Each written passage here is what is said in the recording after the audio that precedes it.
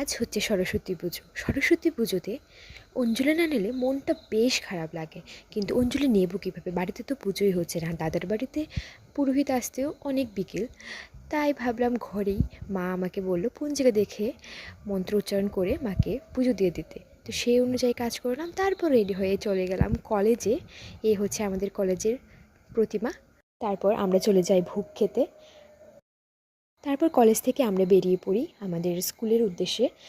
আর এখানে আমার বান্ধবী বলছিল টেডির সাথে ফটো তুলে দে, বাট টেডি তো ওকে পাত্তেই দিল না। তো এই হচ্ছে আমাদের স্কুলের সরস্বতী মা। এখানে আমরা কিছু প্রসাদ খেলাম, তারপর চলে যাই আরেকটা স্কুলে, গার্লস স্কুল। এখন চলে যাই ফুচকা খেতে, আর তারপর চলে আসি কিবিআই স্কুলে।